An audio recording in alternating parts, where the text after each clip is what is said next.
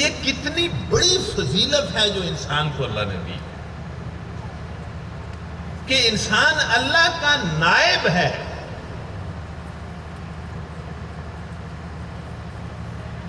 قرآن مجید میں 2 حیثیتیں انسان کی بتائی گئی ہیں کہ انسان کو اس لیے پیدا کیا گیا ہے. اس کے لیے 2 لفظ ہیں.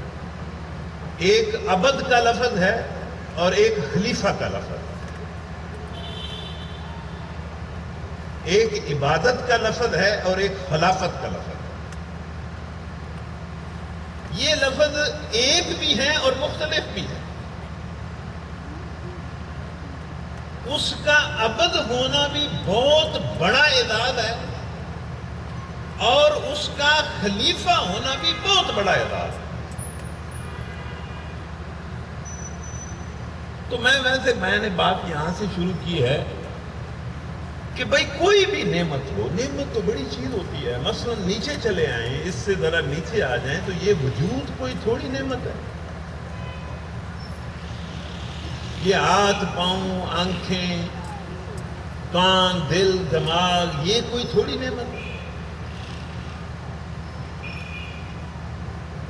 پھر اس جسم کو جو چیز چلاتی ہے وہ کوئی تھوڑی نعمت ہے جس کو ہم جان کہتے ہیں یا ایگو کہتے ہیں یا پتہ نہیں اس کو کیا کیا نام لوگ دیتے ہیں، جس کو کسی نے دیکھا تو نہیں ہے. جان کو تو کسی نے نہیں دیکھا.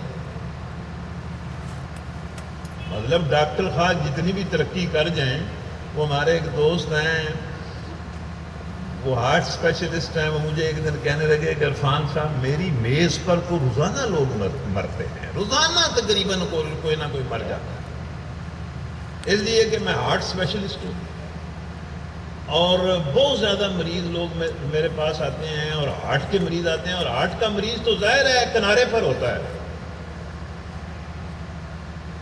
وہ مجھے کہنے لگے کہ میری ٹیبل پر تقریباً ڈیلی کوئی نہ کوئی بندہ مر جاتا ہے. لیکن میں حیران ہوتا ہوں کہ کون سی چیز ہے جو اس کے اندر سے نکل گئی ہے. اس کو نہ آج تک میں نے دیکھا ہے. مطلب وہ اندر سے کوئی چیز نکل جاتی ہے اور ہم کہتے ہیں مر گیا. تو وہ جو اندر چیز ہے جو سارے اس جسم کو آپریٹ کرتی ہے، چلاتی ہے، وہ پتہ نہیں کیا چیز ہے. وہ بھی بہت بڑی چیز ہے. اسی طرح نعمتیں، نعمتوں کو تو گنا ہی نہیں جا سکتا. اللہ تعالیٰ نے جو نعمتیں انسان کے لیے پیدا کی ہیں اور جو نعمتیں انسان اللہ کی استعمال کرتا ہے، واللہ ان کو گنا نہیں جا سکتا. اور قرآن مجید میں یہ بات آتی ہے کہ نعمت اللہ لا تحصوہا، اللہ کی نعمتیں اتنی زیادہ ہیں کہ تم ان کو ساری زندگی گنتے رہو تو نہیں گن سکتے، گن ہی نہیں سکتے، شمار ہی نہیں کر سکتے.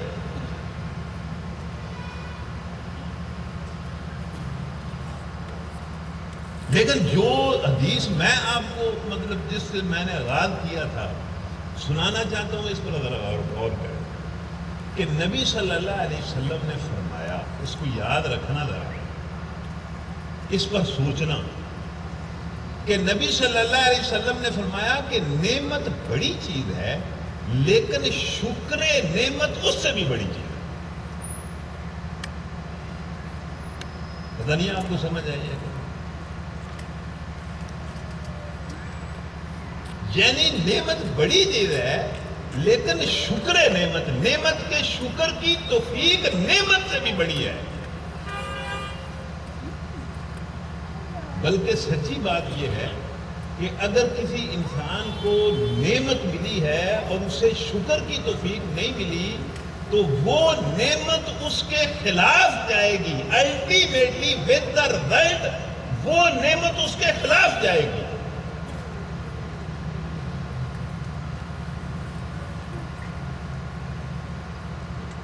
اس پر ذرا سوچیں.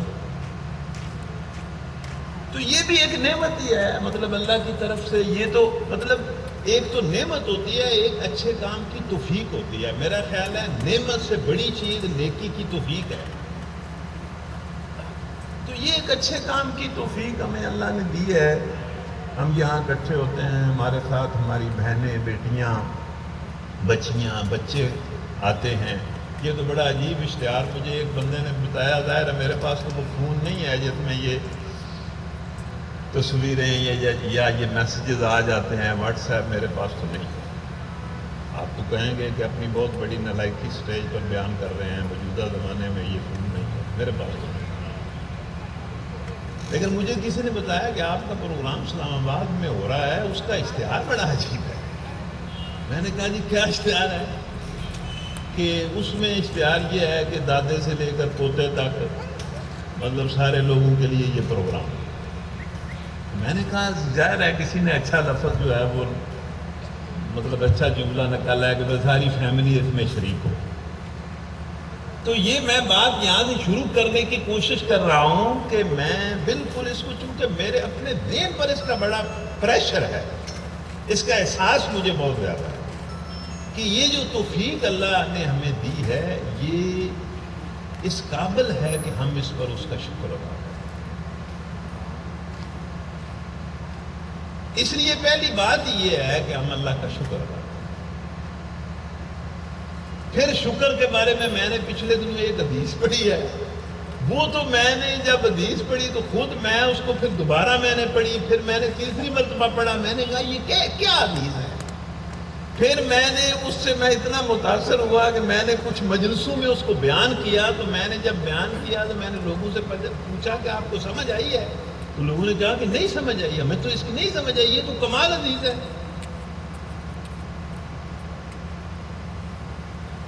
پھر میں نے انہیں کچھ سمجھانے کی کوشش کی، پھر کسی نے کہا کچھ سمجھ آئی ہے، پھر میں نے ایک مثال دی، پھر لوگوں نے کہا کہ ہاں اب کچھ سمجھ آئی ہے، زیادہ ابھی بھی نہیں آئی۔ اب وہ حدیث آپ سنو،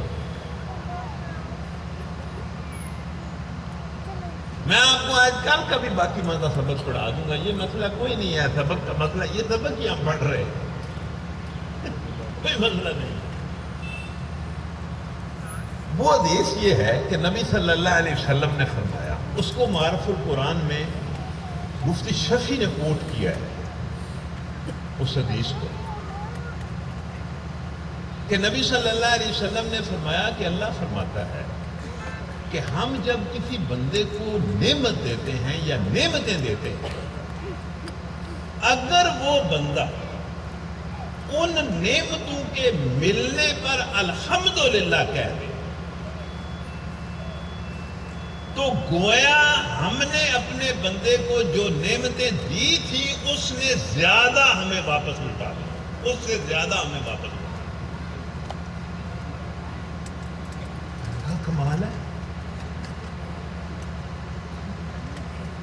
یعنی آپ کو سمجھ آئیے کہ اللہ کیا کہہ رہا ہے کہ جو بندہ میری نعمتوں پر میری نعمتوں کا شکر ادا کرتا ہے، گویا وہ میری نعمتوں کا حق نعمتوں کے حق سے زیادہ مجھے واپس کر دیتا ہے۔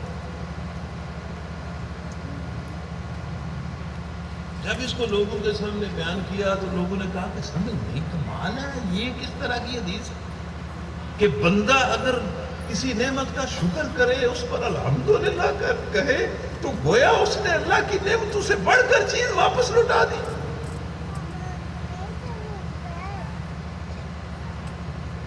تو میں نے لوگوں کو سمجھانے کی کوشش کی، لوگوں نے کہا نہیں سمجھے، میں نے پھر ایک مثال بھی پتہ نہیں اس پر فٹ آتی ہے یا نہیں، لیکن میں نے بہرحال اپنے دماغ میں سوچ کر ایک مثال دی کہ اس مثال سے ہو سکتا ہے آپ کو حدیث سمجھ آ جائے۔ مثال میں نے یہ دی کہ مثلا ایک باپ ہے، وہ اپنے بیٹے کے لیے بڑی محنت کرتا ہے، بڑی قربانی دیتا ہے اور اس کو ہر چیز دیتا ہے اور دے کر خوش ہوتا ہے۔ ظاہر ہے باپ بیٹے کا تعلق یہ بڑا عجیب ہے کہ اگر باپ بیٹے کو دے تو اس کا دینا کوئی نرالی اور انوکھی بات تو نہیں ہے، اور وہ بہت کچھ اس کو دیتا ہے۔ اگر وہ بیٹا جس کو باپ نے بہت کچھ دیا ہے، وہ لینے کے بعد باپ کی خواہش جو بیٹے کے بارے میں ہے کہ یہ بیٹا اس طرح کا ہو، وہ خواہش باپ کی پوری کر دیتا ہے، تو کیا جو کچھ باپ نے دیا تھا اس سے زیادہ بیٹے نے نہیں دے دیا؟ اس سے زیادہ دے دیا. تو باپ اتنا خوش ہوتا ہے کہ وہ جگہ جگہ تذکرے کرتا پھرتا ہے کہ میرا بیٹا اس نے کمال کر دیا ہے.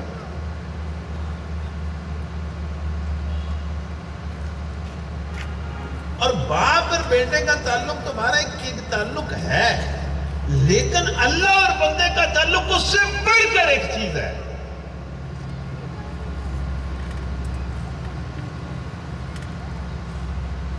اللہ نے تو بندے کو جو کچھ دیا ہے وہ دیا ہی اس لیے ہے کہ بندہ میرا شکر ادا کرے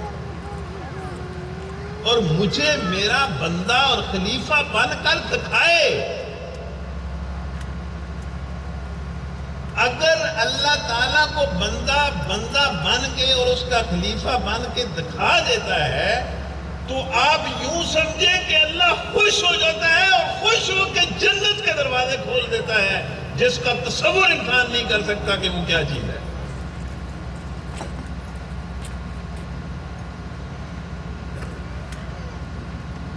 اور جنت میں بے شمار نعمتیں دینے کے بعد بھی کہتا ہے، میں آج یہ حدیث پڑھ رہا تھا کہ بعد بھی کہتا ہے، بار بار پوچھتا ہے تمہیں کوئی کمی نہیں ہے، اور لوگ کہتے ہیں کہ ہمیں کچھ کمی نہیں ہے. جنتی کہتے ہیں کوئی کمی نہیں. اللہ کہتا ہے تم کہتے ہو کوئی کمی نہیں ہے، میرے پاس تمہیں دینے کے لیے اور بھی بہت زیادہ ہے. اور پھر وہ اور جنت میں کر دیتے ہیں، پھر جنتی حیران ہو جاتے ہیں. یہ کمال ہے.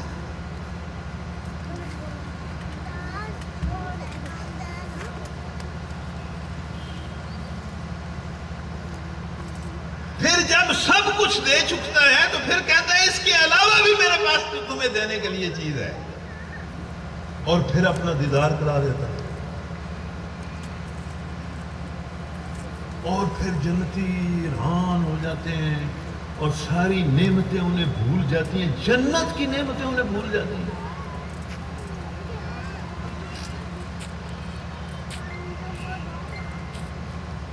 تو میرے بھائی اور میری بہن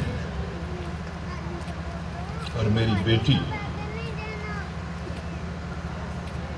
ہم اس پروگرام کی توفیق پر اللہ کا شکر ادا کریں اور الحمدللہ کہتے ہیں. اب شکر کے جو دوسرے لوازمات ہیں اور تقاضے ہیں وہ اگر بندہ سمجھے ہی نہ تو پھر بندے کی تو کمال ہے. مطلب کیا شکر یہ ہے کہ یا اللہ شکر ہے؟ یہ لفظ شکر ہے.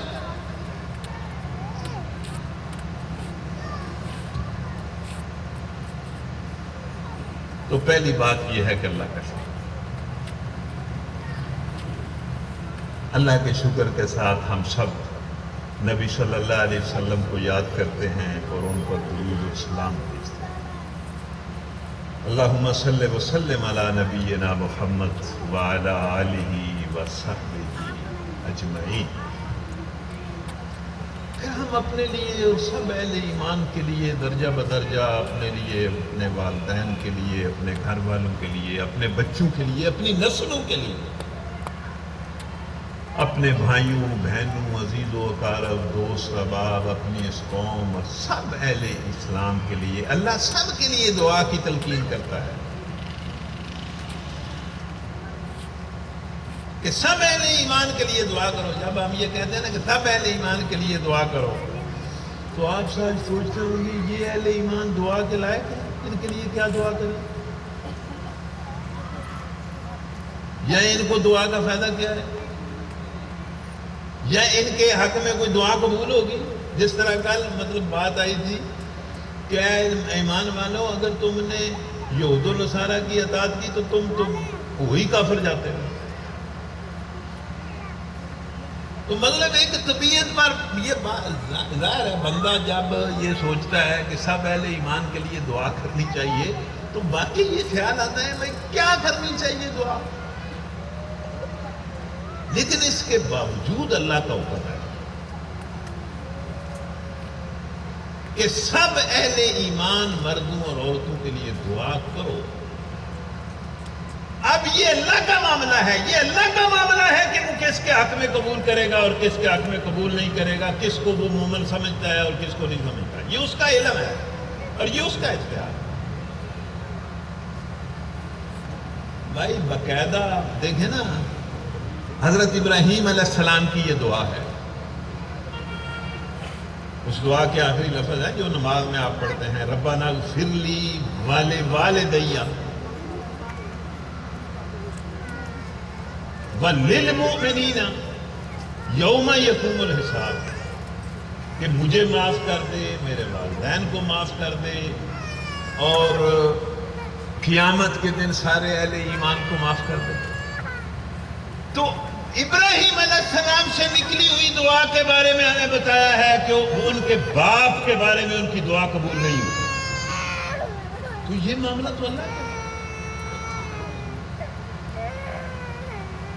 لیکن وہ دعا جو انہوں نے اپنے والد کے لیے کی تھی، والدین کے لیے کی تھی، اس کو مومنین میں جاری کیا، اور حدیث میں آتا ہے کہ جو بندہ مومن یہ دعا کر دیتا ہے، رب اجعلنی مقیم الصلاۃ ومن ذریتی ربنا وتقبل دعا، ربنا اغفر لی ولوالدی وللمؤمنین یوم یقوم الحساب، وہ اپنی دعا کے ذریعے اہل ایمان کا حق ادا کر دیتا ہے۔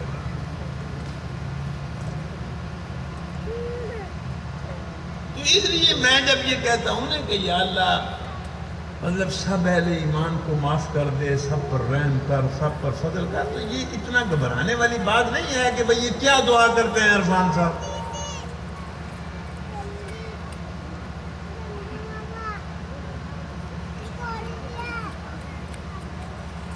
تو اس اللہ سے دعا کرتے ہیں، یا اللہ معاف کر دے، یا اللہ اپنا فضل فرما، یا اللہ رحم فرما۔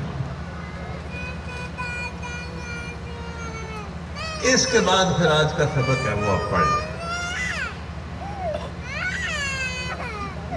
وہ یہاں تو میرے پاس اسپیشل چیٹ آئی ہے کہ کل کے سبق کو بھی مکمل کریں، اس کا تسلسل بھی اس کو بتائیں۔ تو کل کیا ہم نے پڑھا تھا کہ اہل ایمان کو اللہ نے فرمایا ہے کہ بھائی اب آپ پتہ نہیں سو رہے ہیں کہ جاگ رہے ہیں، یہاں بالکل مطلب ادھر ادھر کچھ کرنے کی اجازت نہیں ہے۔ آپ پڑوس میں بیٹھے ہوئے سے بات نہیں کر سکتے، نہ اس کو کچھ کان میں کچھ کہہ سکتے ہیں، نہ موبائل کھول کے کچھ سن سکتے ہیں، نہ موبائل کے ساتھ کھیل سکتے ہیں۔ آج کل تو لوگ موبائل کے ساتھ کھیلتے رہتے ہیں، بعض لوگ بڑی بڑی ہیں میٹنگوں میں موبائل کے ساتھ کھیلتے ہیں، پھر جھڑکیں کھاتے ہیں۔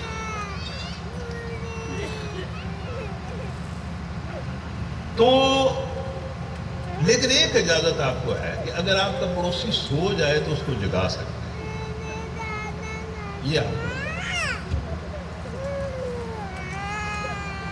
آپ کا پڑوسی کوئی سو جائے، اور بعض اوقات بندے مطلب سٹیج پر بندہ بیچارہ بڑا شوق سے بات کر رہا ہوتا ہے اور وہ گہری نیند سو جاتے ہیں، سو نہیں جاتے، گہری نیند سو جاتے ہیں۔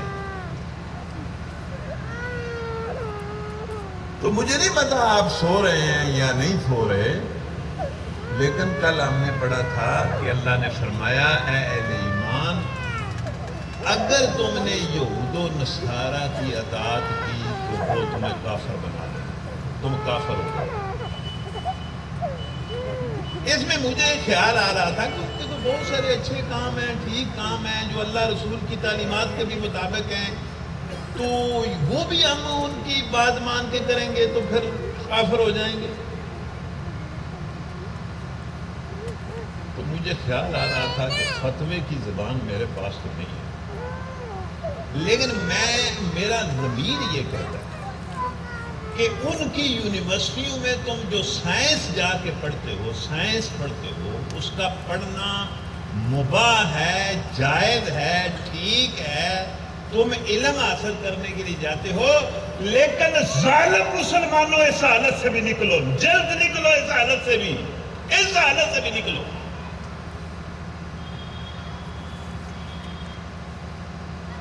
اس حالت سے بھی نکلو۔ کیوں اس حالت میں ہو؟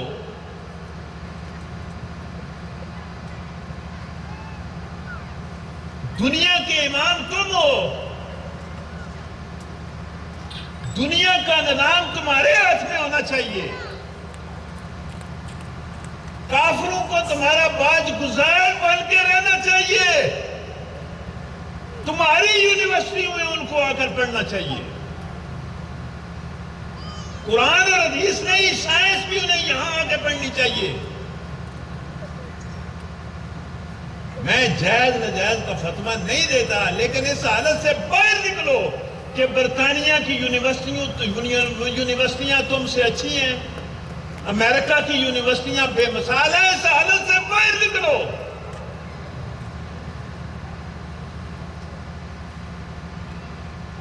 یہ بھی کوئی مطلب کوئی پسندیدہ حالت نہیں ہے، لیکن یہاں تو حالت یہ ہے کہ جس کو امریکہ کا ویزا مل جاتا ہے وہ مبارک باتیں لیتا پھرتا ہے۔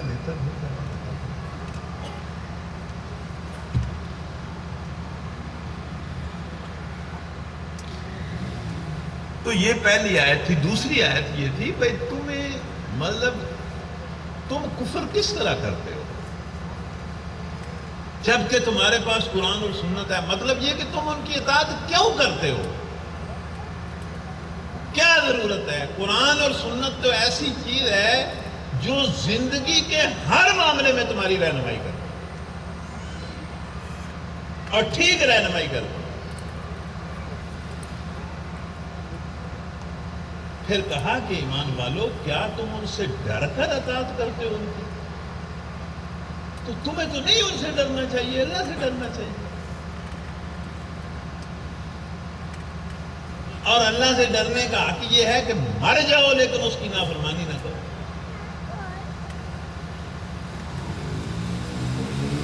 اور یہود و نصارہ کی بات مان کر تم اللہ کی ایک تو یہود و نصارہ کی اطاعت کرتے ہو، دوسرا اللہ کی نافرمانی کرتے ہو۔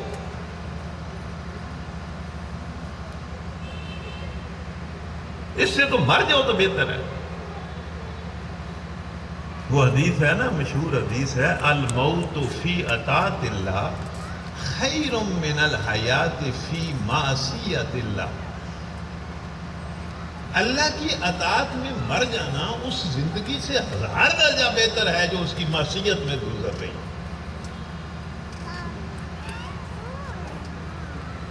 تو اللہ سے ڈرو،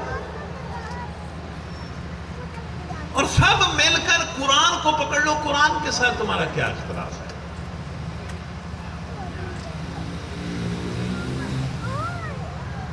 اور قرآن کو نہ پکڑنا تو تفرقہ کرنا ہے، مطلب یہ کہ امت سے باہر نکل جانا ہے ایک لحاظ میں۔ میں نے کل آپ کو بتایا تھا کہ تفرقہ اور چیز ہوتی ہے، اختلاف اور چیز ہوتی ہے۔ اور پھر اس قرآن کے اندر بہت ساری خوبیاں ہیں، بہت ساری اس کی صفات ہیں۔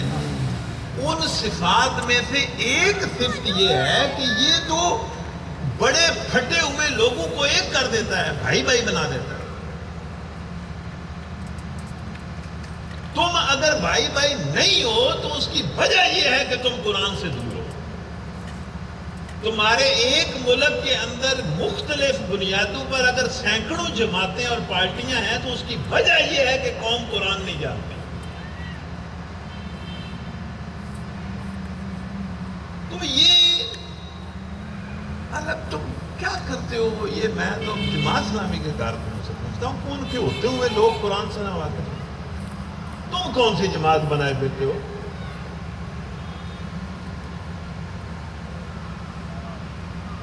قرآن سے جہالت کے ذمہ دار وہ لوگ ہیں جو قرآن کے اپنے آپ کو دائی کہتے ہیں۔ وہی لوگ ہیں۔ انہوں غصہ لگے تو میں کیا نام میں نس جاؤں، گل تو سچی کرنی چاہیے۔ بھائی جو اپنے آپ کو قرآن کا دائی کہتے ہیں ان کے ہوتے ہوئے کہاں کہاں قرآن کا نور پہنچا ہے؟ دیہات اور شہر اور گھر اور بازار اور منڈیاں اور بینک اور ادارے تو قرآن کے نور سے خالی پڑے ہیں۔ تم نے 72-78 سال کہاں گزار دیے؟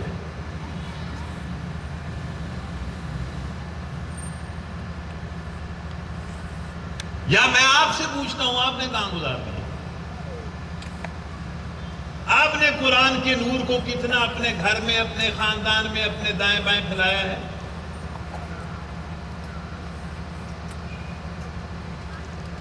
کمال کی بات ہے۔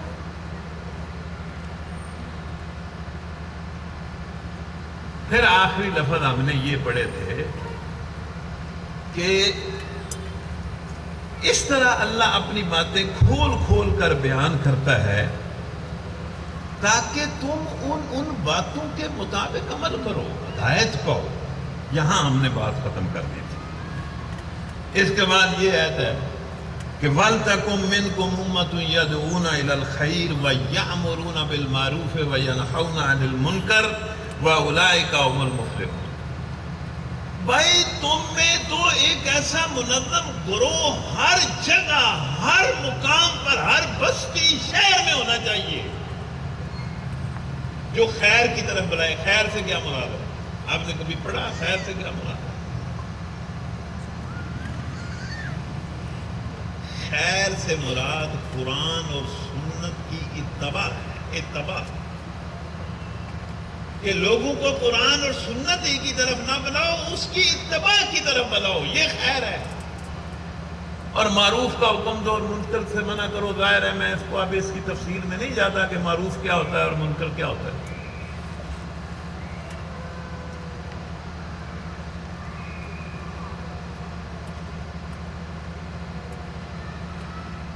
میں صرف نا ایک تشریح آپ کو سناتا ہوں اس کے بارے میں، اس گروہ کے بارے میں کہ بھائی تم میں سے ایک منظم گروہ اس طرح کا ہونا چاہیے جو خیر کی طرف بلائے۔ اور اس گروہ کا ہونا یہ ہے کہ یہ ہر بستی، ہر یونٹ میں موجود ہو، اس کا ایجنڈا یہ ہو۔ ہم مطلب سمجھتے ہیں کہ ہم امر بالمعروف اور نہی عن المنکر کر رہے ہیں، کر کچھ اور رہے ہوتے ہیں، پتہ نہیں کیا کر رہے ہوتے ہیں۔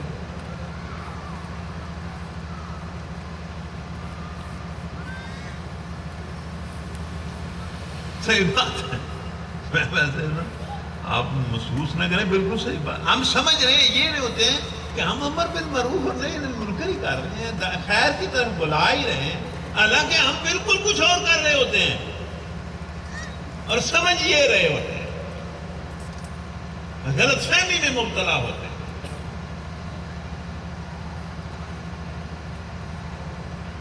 میں ایک تشریح آپ کو بڑی عجیب سناتا ہوں۔ ایک عربی کی تفسیر میں نے پڑھی، میں عربی نہیں جانتا، لیکن میں ایک عالم دین کے پاس جاتا تھا اور ایک عربی تفسیر ان کے پاس بیٹھ کر میں نا، وہ مجھے پڑھاتے جاتے تھے، سمجھاتے جاتے تھے، میں بیٹھ کے سنتا رہتا۔ اس میں ایک حدیث آ گئی کہ نبی صلی اللہ علیہ وسلم کو خواب آیا کہ ان کے آگے سے کچھ لوگ گزرے، پھر ان کے آگے سے کچھ اور زیادہ لوگ گزرے، پھر ان کے آگے سے بہت زیادہ لوگ گزرے۔ جب بہت زیادہ لوگ گزرے تو انہوں نے کہا کہ لگتا ہے یہ میری امت ہے جو اللہ مجھے دکھا رہا ہے۔ تو جبرائیل نے کہا خواب میں کہ نہیں، یہ آپ کی امت نہیں ہے، یہ موسیٰ علیہ السلام کی امت۔ پھر اور لوگ گزرے، بہت زیادہ لوگ گزرے۔ پھر نبی صلی اللہ علیہ وسلم نے دل میں سوچا کہ ہاں یہ میری امت ہے، یہ بہت زیادہ ہے، یہ میری امت ہے۔ تو جبرائیل امین نے کہا کہ نہیں، یہ بھی آپ کی امت نہیں۔ پھر نبی صلی اللہ علیہ وسلم فرماتے ہیں کہ میرے آگے سے بے شمار لوگ گزرنے شروع ہو گئے، بہت زیادہ۔ تو پھر میں نے دل میں سوچا کہ ہاں یہ تو ضروری میری امت ہے۔ تو جبرائیل امین نے کہا کہ ہاں یہ آپ کی بہت زیادہ ہے۔ اور ساتھ ہی جبرائیل امین نے یہ خوشخبری سنائی کہ اس امت میں، آپ کی امت میں 70,000 لوگ ایسے ہیں جو بغیر حساب کے جنت میں جائیں گے۔ تو میں خوش ہوا، لیکن میں نے سوچا کہ 70,000 تو تھوڑے، جب ظاہر ہے نبی صلی اللہ علیہ وسلم کے زمانے سے لے کر قیامت تک ان کی امت ہے تو وہ تو کوئی اربوں خربوں میں امت ہے. تو وہ نبی صلی اللہ علیہ وسلم کہتے ہیں میرے دل میں خیال آیا کہ یہ تو تھوڑے ہیں. جو ہی میرے دل میں خیال آیا تو نبی صلی اللہ علیہ وسلم جبرائیل امین کہتے ہیں کہ اچھا 70,000 ملٹی پلائی بائی 70,000 کہ آپ کی امت میں سے 70,000 ضرب 70,000 بغیر حساب کے جنت میں چلے گئے. پھر بھی میں نے کہا کہ پھر بھی تھوڑے ہیں, پھر بھی کتنے بنیں گے. سوچا میں نے تھوڑے ہیں. تو پھر جبرائیل امین کہنے لگے کہ اس کے بعد اللہ تعالیٰ آپ کی امت میں سے 3 بک بھرے گا. بک ہے, بک پتہ نہیں اردو سمجھ آئی گی. مٹھ بھر کے یا 2 ہاتھ بھر کے جگنا کچھ چکی دیے کہیں کر کے وہ ایک بک بھرے گا, پھر دوجا بک بھرے گا, پھر تیسرا بک بھرے گا. اور یہ امت میں سے ایک بک بھی بغیر تھا آپ کے جنت کے, دوسرا بک بھی بغیر تھا آپ کے جنت میں, تیسرا بک بھی بغیر. اب وہ اللہ کا مطلب وہ ہے نا, تو اس میں تو بہت سارے آ جاتے ہوں گے. پھر مجھے کوئی تسلی نہیں. نبی صلی اللہ علیہ وسلم کہتے ہیں پھر آگے حدیث کے الفاظ ہیں, کچھ اس طرح کے الفاظ ہیں کہ یہ وہ لوگ ہوں گے جو اللہ پر توکل کرتے ہیں اور اللہ کے سوا کسی اور پر توکل نہیں کرتے. انہیں ٹنجر تے نہیں جانتے, بس اللہ تے توکل کرتے. تو ایک صحابی کہنے لگے کہ اللہ کے رسول میں بھی انہی میں سے ہوں.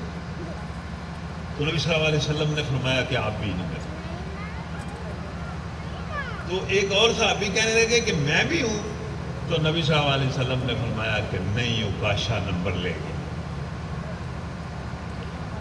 مطلب آگے بات بتانی نہیں چاہیے.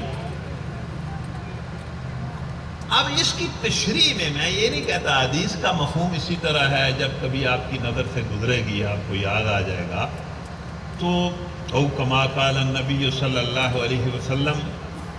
تشریح میں اس مفسر نے تشریح میں لکھا ہے اپنا قیاس کہ یہ جو بغیر حساب کے جنت میں جائیں گے یہ اپنے اپنے زمانے کے وہ لوگ ہوں گے جو امر بالمعروف اور نہی عن المنکر کا فریضہ پورا کریں.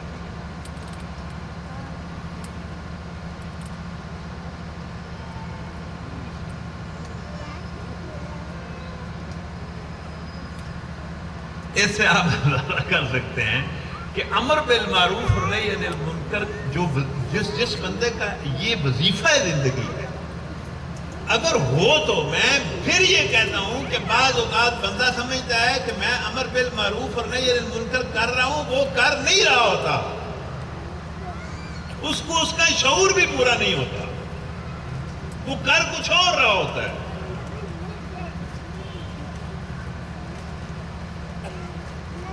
تو بہرحال اللہ کہتا ہے بھائی تھوڑے میں اس طرح کے بندے ہونے چاہیے.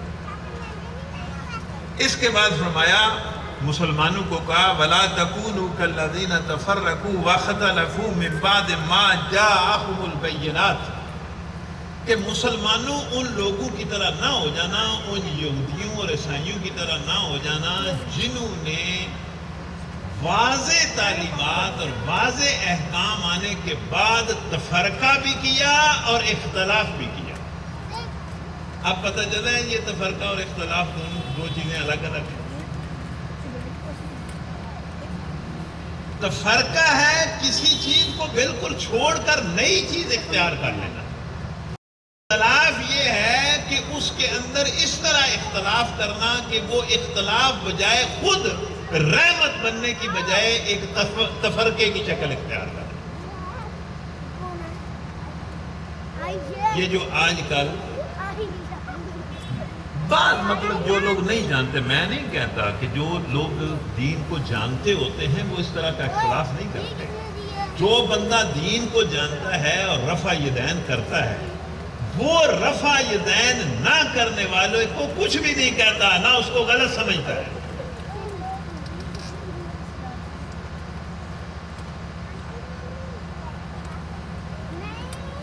جو یہ مطلب یہ بڑے دور جا کے ہوتے ہیں، ان کی حیثیت دین کی نہ بنیادوں کی ہوتی ہے نہ تعلیمات کی ہوتی ہے۔ دین کی تعلیمات ایک ہی ہیں، تعلیمات میں احکام میں کوئی اختلاف نہیں ہے، نہیں ہو نہیں سکتا۔ یہ جو کچھ معاملات کے اندر بس رائے کا ایک اختلاف ہوتا ہے، اور اس کو اس کی بنیاد پر الگ گروہ بنا لینا اور ایک دوسرے سے نفرت کرنا اور بندگی اور خلافت کے کام میں الگ الگ ہو جانا، یہ غلط ہے۔ تو اللہ کہتا ہے کہ بھائی واضح تعلیمات آنے کے بعد ان لوگوں کی طرح نہ ہو جانا جنہوں نے تفرقہ بھی کیا۔ یہ سیکولرزم سارا تفرقہ ہے، یہ اختلاف نہیں ہے۔ یہ دین میں ہونے کے باوجود دین سے نکل جانے والی بات ہے۔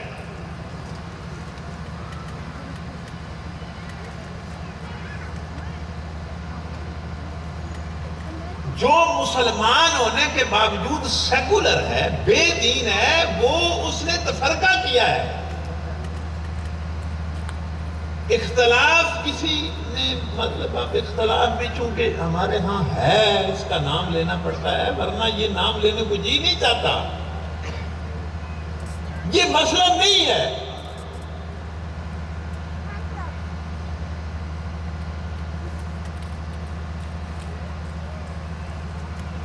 اور یہ جنہوں نے تفرقہ کیا ہے نا، وہ اس اختلاف کا بڑا ڈونگر چاہتے ہیں اور اس کا بڑا ڈنڈورا پیٹتے ہیں۔ وہ ہمارے ایک ایم این اے تھے، وہ ایک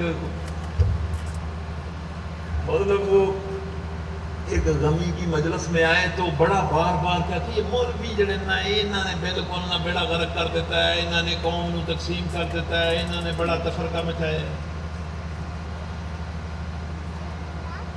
حالانکہ تفرقہ تو انہوں نے کیا ہے جو تفرقہ کہہ رہے ہیں مچایا ہے۔ مولوی بیچارے نے تو کوئی اختلاف کیا ہوگا اور کوئی کسی نے سمجھداری سے کیا ہوگا، کسی نے کچھ مطلب اس میں زیادہ شدت اختیار کی۔ تفرقہ تو نے کیا ہے جو مسلمان ہونے کے باوجود دین سے باہر نکل گیا ہے۔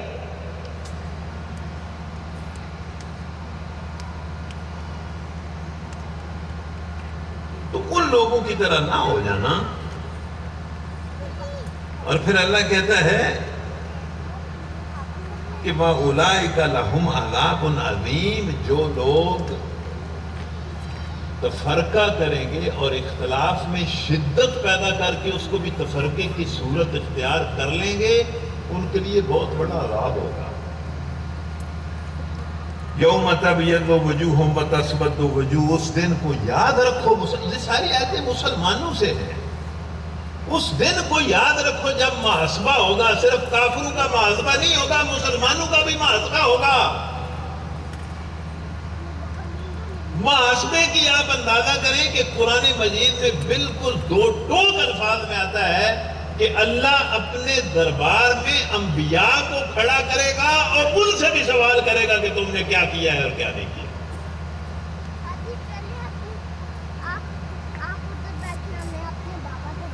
ان سے سوال کرے گا،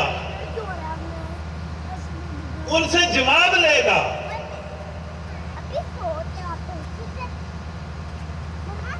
نبی صلی اللہ علیہ وسلم کے بارے میں آتا ہے کہ انہیں گواہی دینی پڑے گی۔ ایک مرتبہ حضرت نبی صلی اللہ علیہ وسلم نے حضرت عبداللہ بن مسعود سے کہا کہ مجھے قرآن سناؤ، تو حضرت عبداللہ بن مسعود کہنے لگے کہ میں آپ کو قرآن سناؤں؟ تو نبی صلی اللہ علیہ وسلم نے فرمایا کہ میرا جی چاہتا ہے، تم قرآن بڑا اچھا پڑھتے ہو، سناؤ مجھے، میرا جی چاہتا ہے آپ پڑھیں میں سنوں۔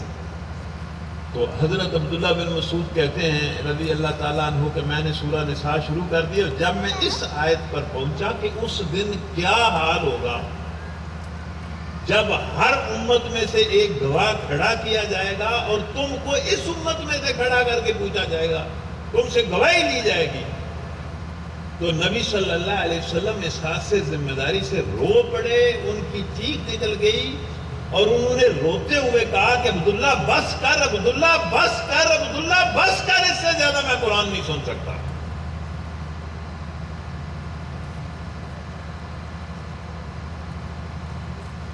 تو مسلمانوں کا بھی اس دن مطلب ظاہر ہے، یہاں مسلمانوں کے بارے میں کہا جا رہا ہے کہ اس دن کچھ مسلمانوں کے چہرے سفید ہوں گے اور کچھ مسلمانوں کے چہرے سیاہ ہوں گے۔ جن کے چہرے سیاہ ہوں گے ان سے اللہ کہے گا اکفرتم بعد ایمانکم، تم ایمان لانے کے بعد کافر ہو گئے۔ اس کا مطلب ہے کہ بہت اللہ بھائی معاف کرے، اللہم لا تجعلنا منہم، اللہم لا تجعلنا منہم، اللہم لا تجعلنا منہم، اللہ ہمیں ان میں نہ کرے۔ لیکن بہت سارے مسلمان ایسے ہوں گے کہ جن کو اللہ کہے گا کہ تم ایمان کے بعد کافر ہو گئے۔ اکفرتم بعد ایمانکم فذوقوا العذاب بما کنتم تکفرون۔ اب آپ مزہ چکھو اپنی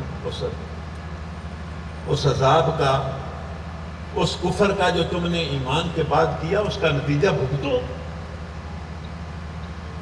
وَأَمَّا الَّذِينَ ابْيَضَّتْ وُجُوهُهُمْ فَفِي رَحْمَتِ اللَّهِ، اور جن کے چہرے، یہ بھی ویسے کمال آئے تھے، یہ اس حدیث کی تشریح ہے جو ابھی میں آپ کو سناتا ہوں کہ جن کے چہرے بڑے بشاش بشاش ہوں گے، پر رونق ہوں گے، خوش ہوں گے، وہ اللہ کی رحمت میں ہوں گے اور ہمیشہ اللہ کی رحمت میں رہیں گے۔ ابن کثیر نے لکھا ہے، جہاں غالباً معرف القرآن میں لکھا ہے، میں یہ تفسیریں اکثر پڑھتا رہتا ہوں، اب مجھے یاد نہیں رہا کہ کس میں لکھا ہے کہ نبی صلی اللہ علیہ وسلم نے یہ جو حدیث فرمائی نا کہ کوئی بندہ جنت میں نہیں جائے گا اپنے عملوں کی وجہ سے، اپنے اعمال کی وجہ سے کوئی جنت کا مستحق نہیں ہوگا۔ اس کا یہ مطلب نہیں ہے کہ اعمال کرنے نہیں چاہیے یا جو جنت میں جائیں گے ان میں عمل کوئی نہیں کیا ہوگا، یہ ہرگز مطلب نہیں ہے۔ لیکن عمل جو ہے وہ جنت کی قیمت ہو ہی نہیں سکتی، اور عمل کی بنیاد پر کوئی جنت میں جا ہی نہیں سکتا۔ نبی صلی اللہ علیہ وسلم نے فرمایا کوئی نہیں جائے گا، تو صحابہ نے رانوں کو اوپر پوچھا کہ آپ بھی؟ تو انہوں نے فرمایا میں۔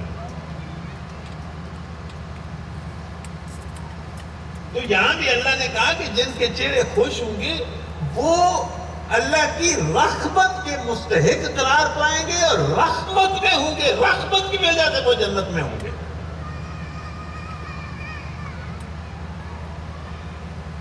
تِلْكَ آیاتُ اللَّهِ نَتْلُوهَا عَلَيْكَ بِالْحَقِّ، یہ اللہ کی باتیں ہیں جو حق کے ساتھ تم پر تلاوت کی جا رہی ہیں۔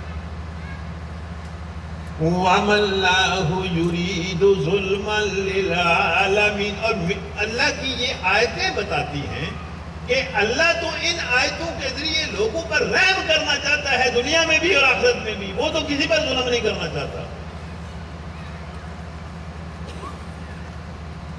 لوگ اپنے آپ پر ظلم کرتے ہیں۔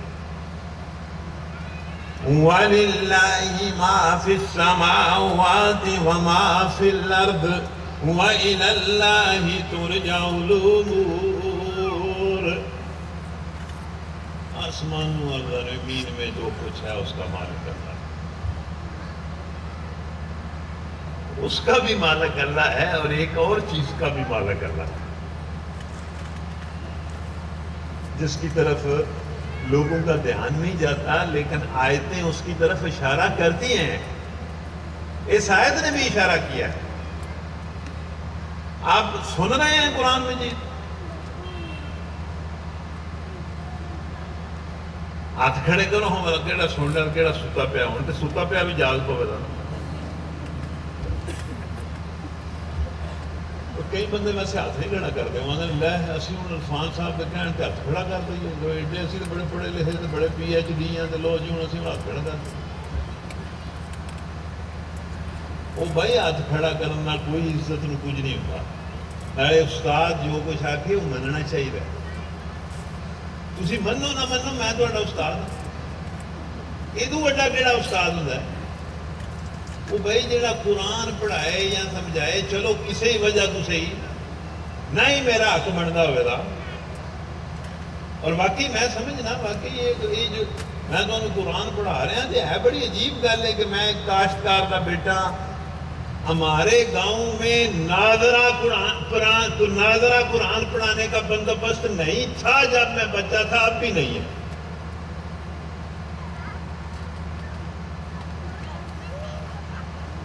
اور ایک ایسا بندہ جو ایک کاشتکار کا بیٹا ہے اور جو بالکل مطلب جس نے قرآن ناظرہ بھی نہیں بچپن میں پڑھا، وہ آپ کو اسلام آباد میں آ کے قرآن پڑھا رہا ہے. ہے تو ایک عجیب ہی گل نا، لیکن ہوں ہو گئی ہے، ہوں کی کریے.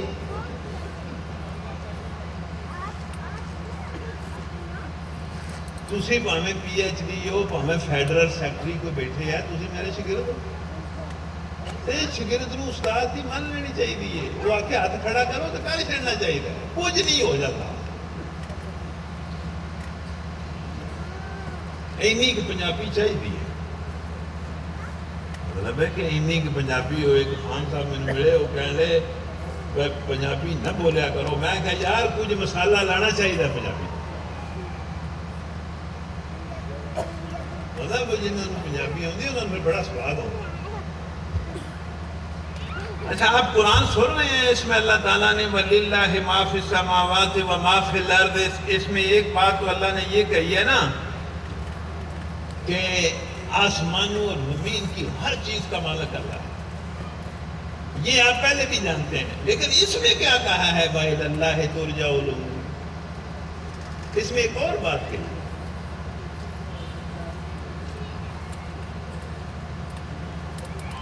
اس کی طرف میں آپ کو توجہ دلاتا ہوں. اس ماحول میں یہ بات بڑی ضروری ہے. وہ بات اللہ نے یہ کہی ہے کہ چیزوں کا مالک بھی اللہ ہے، تمہارے کاموں کا مالک بھی اللہ ہے.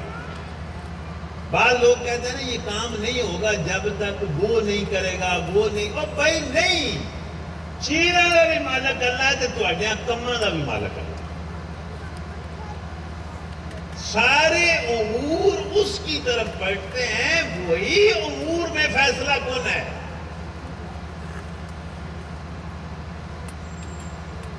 یعنی چیزوں کو بھی سمجھے کہ یہ ہماری نہیں ہے، اور اپنے معاملات کو بھی سمجھے کہ وہ معاملے بھی اللہ ہی نے ان کو درست کرنا ہے، اور وہ جو معاملہ بھی اسی کے ہاتھ میں ہے.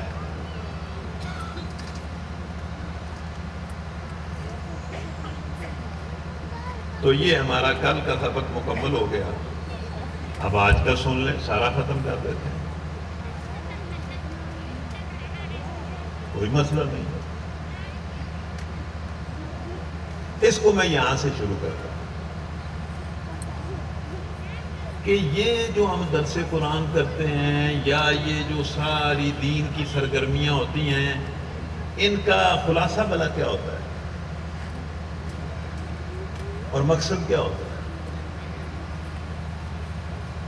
تسی ہو، آپ نے اپنے ذہن میں، اب میں زیادہ پنجابی نہیں بولتا ورنہ جب پنجابی مجھے مطلب زبان چڑھ دیا تو مجھے بڑا مزہ آتا ہے.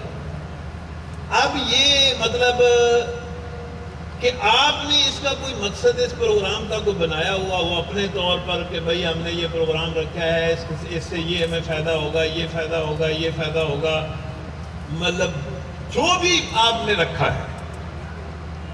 لیکن ان ساری اس طرح کی جو سرگرمیاں ہیں یا یہ جو کم از کم پروگرام ہے، اس کا جو خلاصہ اور اصل مقصد ہے وہ یہ ہے کہ یہ پروگرام آپ سب کو سن لیں. خالی جگہ خود بھی پر کریں، میں بھی پر کرتا ہوں کہ یہ پروگرام آپ سب کو اور آپ کے ذریعے جس تک اس پروگرام کا پیغام پہنچے آپ پہنچا سکیں. یہ پروگرام سب کو اللہ اور آخرت کی طرف دعوت دیتا ہے. بس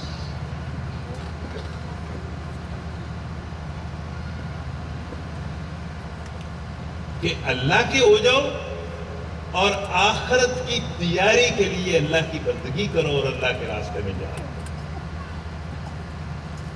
پورا قرآن، سارے نبی، پوری سنت اللہ اور آخرت کی طرف بلاتی ہے.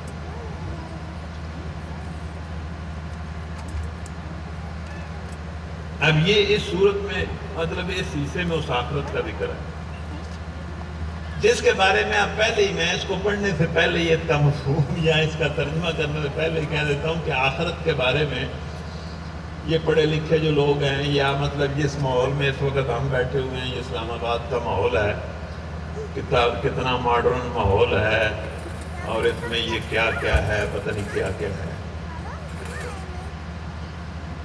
اس ماحول میں اللہ کی طرف لوگوں کو بلانا اور آخرت کی طرف بلانا یہ کوئی آسان نہیں ہے.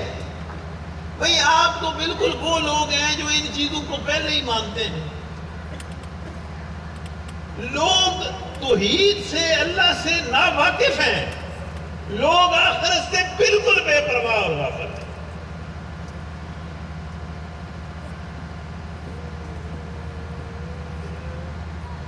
اور آخرت کے بارے میں جو لوگ کہتے ہیں یار کیسے ہوگا، کیسے وہ جنت ہوگی، کیسے وہ جہنم ہوگی، کس طرح، یار کوئی سمجھ نہیں آتی، کوئی عقل میں بات نہیں آتی.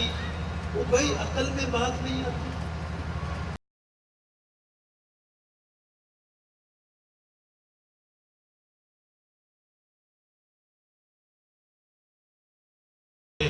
یا اس کا فکر نہیں کرتے. کس عقل میں بات نہیں آتی؟ کون سی عقل ہے جو آخرت پر ایمان لانے سے تمہیں روکتی ہے، اور کون سی عقل ہے جو آخرت کو ناقابل مطلب ممکنات میں سے، ناممکنات میں سے سمجھتی ہے؟ کون سی وہ عقل ہے؟ کس کی عقل ہے؟ وہ کیسی عقل ہے؟ میں آپ کو کہتا ہوں کہ قرآن آپ کو، نبی صلی اللہ علیہ وسلم آپ کو آخرت کی دعوت دیتے ہیں کہ آخرت ہے، بلکہ یہ دنیا اور تم آخرت ہی کے لیے ہو. اور آپ میں سے اگر کوئی کہتا ہے کہ آخرت کی سمجھ نہیں آتی تو میں اس سے پوچھتا ہوں اسے اس دنیا کی سمجھ آتی ہے؟ یہ دنیا اس کی عقل میں آتی ہے؟ یہ چاند، یہ سورج، یہ دن، یہ رات، یہ ہوا، یہ روشنی، یہ مطلب یہ اس کی عقل میں آتی ہے کہ یہ کیا ہے؟ اپنا آپ اس کی عقل میں آتا ہے کہ میں کیا ہوں؟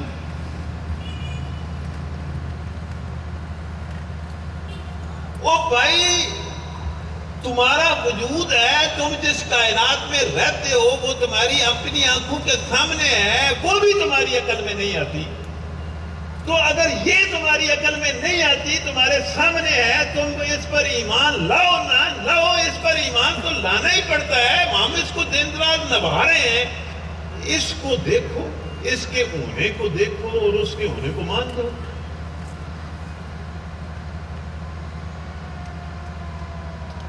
کمال ہے، عقل نہیں آتی، سمجھ نہیں آتی.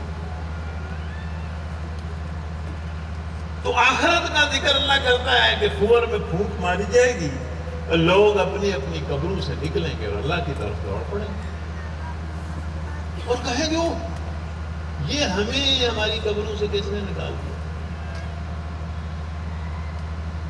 خود ان کا ضمیر پکار اٹھے گا یا پوری فضا سے آواز آئے گی اور پھر وہ خود بھی پکار اٹھیں گے.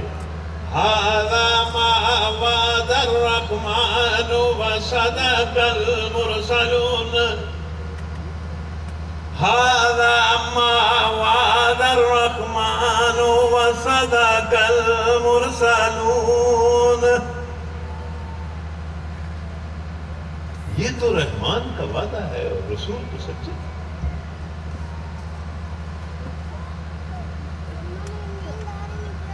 ایمان لاؤ کہ یہ رحمان کا وعدہ سچا ہے اور رسول سچے. مان جاؤ. اور یہ کیا ہے؟ ایک ہی دور کا اللہ کا آرڈر ہوگا اور بس سب کو اللہ اپنے سامنے حاضر کر دے. اس میں کیا ہے؟ اور اللہ لوگوں سے کہے گا کہ بھائی تہاڈا پسینہ ایویں ہی وگن لگے ہے، ایویں ہی کمبن لگے ہو، ایویں ہی کلیجہ تہاڈے منہ نو آ گیا ہے، فَالْيَوْمَ لَا تُظْلَمُ نَفْسًا شَيْئًا، آج ہی تو وہ دن ہے جب میں کسی پر ذرے کے برابر بھی ظلم نہیں کروں گا.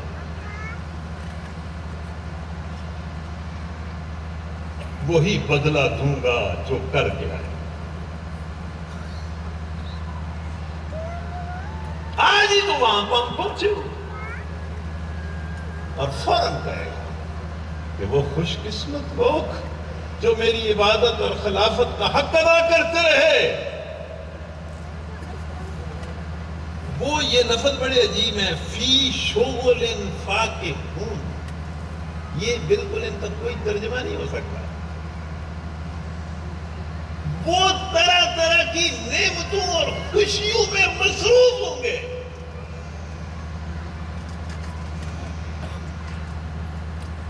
وہ اور ان کی بیویاں فی ظلال علی الارائک متکئون، گہرے سایوں میں تختوں پر بیٹھے ہوں گے. یہ جو سیر ہوتی ہے، سیر تو وہی ہوتی ہے جو بچوں کے ساتھ ہو، بیوی کے ساتھ. شغل تو وہی ہوتا ہے جو بیوی بچوں کے ساتھ. اس کی منظر کشی کی ہے اللہ نے. لَهُمْ فِيهَا فَاكِهَةٌ وَلَهُمْ مَا يَدَّعُونَ، تم سمجھ نہیں سکتے ان کے لیے کیا کچھ ہوگا. ان کے لیے ہر وہ چیز ہوگی جس کو وہ طلب کریں. یہ صرف وہاں ہوگا. دنیا میں یہ نہیں ہو سکتا.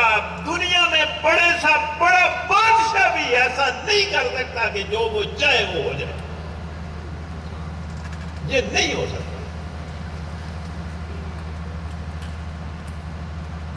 وہاں ہوگا. سلام قولا من رب الرحیم، رب رحیم کی طرف سے اعلان ہوگا کہ سلامتی ہی سلامتی ہے. کوئی شر نہیں ہے، کوئی ضرر، کوئی غم نہیں ہے، کوئی حسرت نہیں ہے، کوئی دکھ نہیں ہے، کوئی معرومی نہیں ہے، کوئی خطرہ نہیں ہے، کوئی خوف نہیں.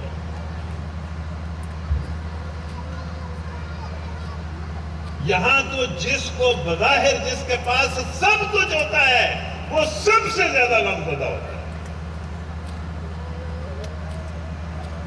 پچھلے دنوں میری ایک بہن مجھے بتانے لگی کہ ہم جس گھر میں رہتے ہیں، جب ہم اپنے گھر جاتے ہیں، وہ بہن مجھے بتانے لگی تو راستے میں ایک گھر آتا ہے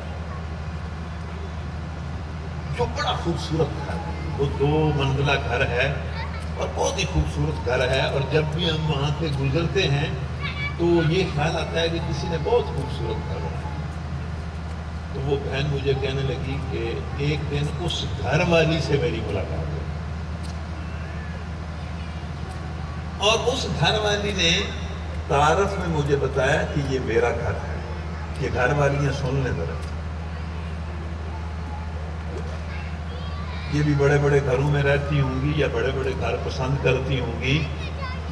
تو وہ میری بہن کہنے لگی کہ وہ مجھے کہنے لگی کہ یہ جو گھر ہے یہ میرا گھر ہے، میں اس گھر میں رہتی ہوں، لیکن میری بہن میں کینسر کی مریض ہوں اور اس گھر میں میرا خامد ہی میرے ساتھ رہتا ہے اور کوئی نہیں ہے. ہم 2 ہی ہیں اور میرا خامد بھی کینسر کا مریض ہے. ہم دونوں کینسر کے مریض اس خوبصورت گھر میں رہتے ہیں، کوئی نہیں ہمارے پاس. ہمیں پانی پلانے والا بھی کوئی نہیں، ہمیں دوائی دینے والا بھی کوئی نہیں. ہمارے 3 بچے ہیں. ایک بیٹا ہے جو امریکہ ہوتا ہے، امریکہ کسی کو نہیں آنے دیتا. والدین مر جائیں پھر بھی امریکہ نہیں آنے دیتا.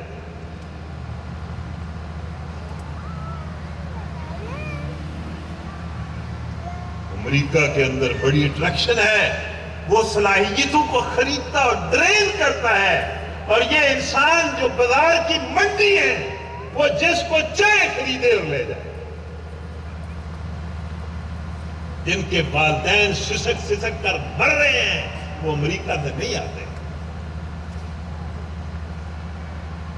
لیکن کہا ہمارا ایک ہی بیٹا ہے وہ امریکہ ہوتا ہے. ہماری 2 بیٹیاں ہیں، ہم نے دونوں بیٹیوں کی بھی شادی کر دی ہے، ایک دبئی میں ہوتی ہے اور ایک قطر میں ہوتی ہے.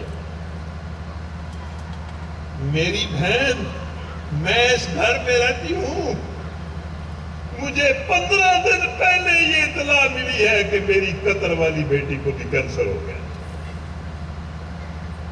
تم اس دنیا کو کیا سمجھتے ہو؟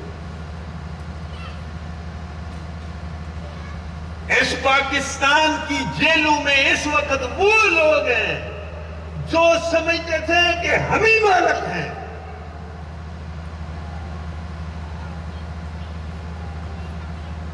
یہ انسان، اس کو تم کیا سمجھتے ہو؟ سلامتی صرف جنت میں ہے، یا پھر سلامتی اس کے لیے جو ایمان کی راہ پر چلے، اللہ کی بندگی کرے، اللہ کے راستے میں اپنا سب کچھ قربان کرے، شاید سلامتی کا ایک حصہ اسے دنیا میں مل جائے. ہے تو آزمائش ہی، لیکن قدر ریلیف ملے گا.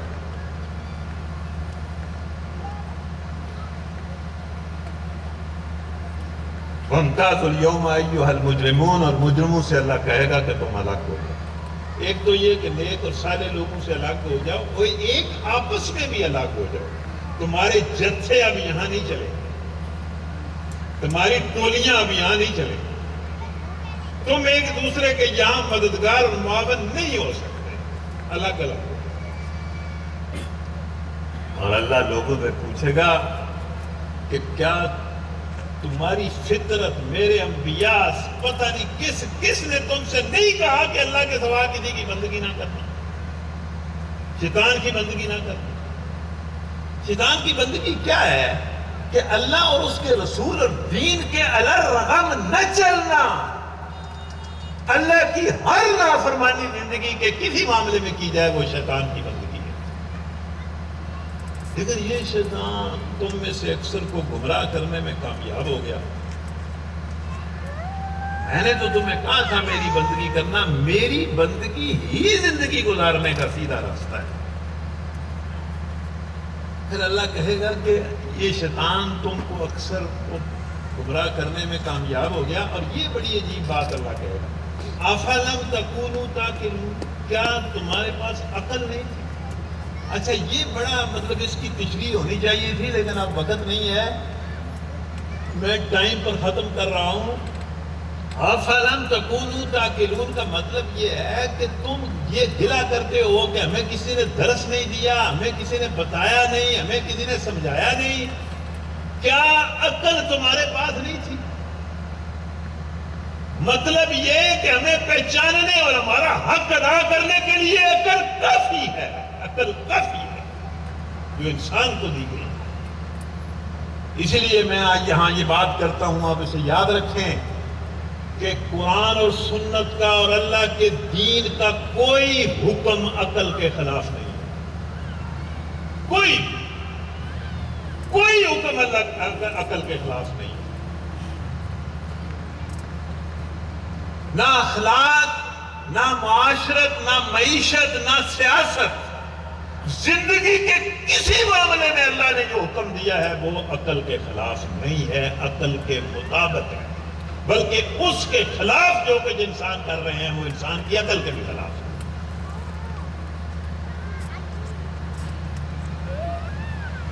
چلو تم نے پھر کسی چیز کی کوئی پرواہ نہیں کی، نہ کتابوں کی، نہ انبیاء کی، نہ سمجھانے والوں کی، نہ عقل کی تم نے کوئی پرواہ کی ہے، تو تمہارا ٹھکانہ جہنم ہے. ہذہ جہنم التی کنتم توعدون اصلوها اليوم بما کنتم تکفرون اليوم نختم على افواہہم وتکلمنا ایدیہم وتشہد ارجلہم بما كانوا یکسبون.